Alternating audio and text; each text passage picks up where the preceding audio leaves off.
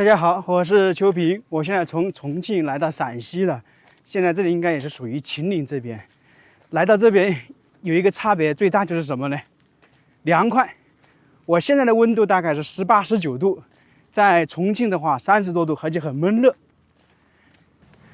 来到陕西，这个商洛这边有一条河流，然后旁边就是这个独特的山貌，就我们常说的那个丹霞地貌。在这个山上面，整个这一座山脉可以看到密密麻麻的洞。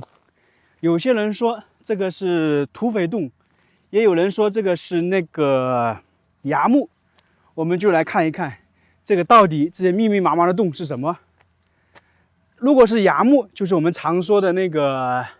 大家懂得啦，就是等于是墓穴。如果是土匪洞的话，那这里面的话就是有我们说的2室1厅、3室1厅，里面有很多个房间。从画面中可以看到，这是一座寂静荒无凉的大山，但是这个大山上面，就这个崖壁上面有一排排人工开凿的石洞，很有规律，而且很有层次感。这些洞口看起来的话都差不多大小，但是我们可以明显的感觉到，石洞内里面却有乾坤，崖洞呢非常开阔。如果说人站在里面可能是没有问题的，我们近距离可以看到它里面的层次感，有我们说的有那个客厅、卧室、门洞等等，就相当于一个房间一样的。所以当地很多人都说这些石头是用来居住的。这里这些崖洞不局限于这一座山，沿着这个河流上去，一直都有这些崖洞，密密麻麻的。一路我们开车的话都能够看得到，都是在河这边。当地人说这些是人居住的，但是专家不这么认为。专家表示，如果人居住在石洞，首先要具备3个条件。第一个条件就是我们说的要可以方便的地方。那第2个条件呢，就是这个地方要能够喝水，要能够吃东西、煮饭这些。那第3个呢，进出要方便，因为这个是在悬崖峭壁上面，怎么进出？这个崖洞这些房间居住的方式，在陕西的旬邑县就有一个很明显的例子，那里是叫做赵家崖，还有梯子，现在还保留，大家可以去看一下。但是在这个地方，专家认为这3个条件都不具备，所以呢，可能是用来住人，这个条件是不成立的。但是呢，专家归专家说法，那当地有当地的说法。还有一种说法呢，是商洛自古以来是一个战略要冲、兵家之地，很多人认为山洞是战乱时期土匪居住的。因为经过实地考察，在附近的山体上面还有很多山寨。据悉，在明清的时候，商洛一带战乱不断，所以呢，当地的有些村民就是修建山寨，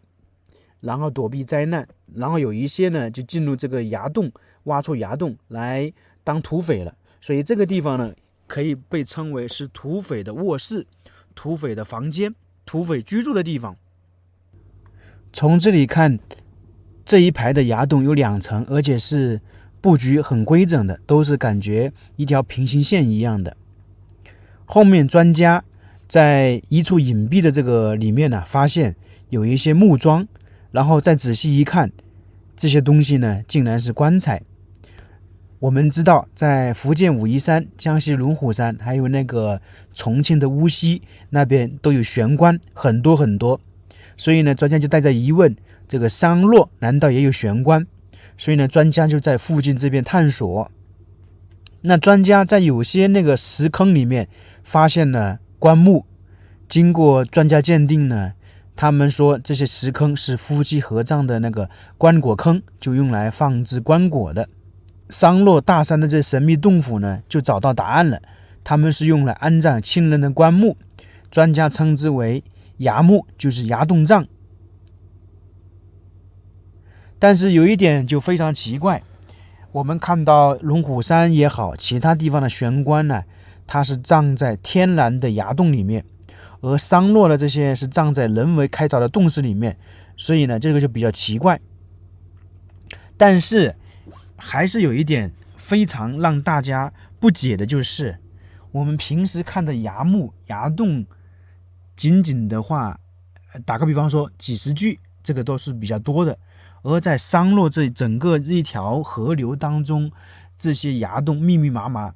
单这一座山的话就可能有上百个，然后整个这个一条水系大山连绵过去，可能有几千个上万个，所以呢应该这么多作为崖洞作为崖墓又有点不太可能。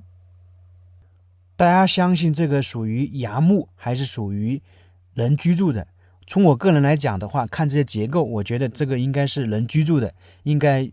就是我们说的可能是土匪居住的。你看看，明显的话，它里面布局的话大小不一，就是我们说的客厅大一点或者卧室大一点，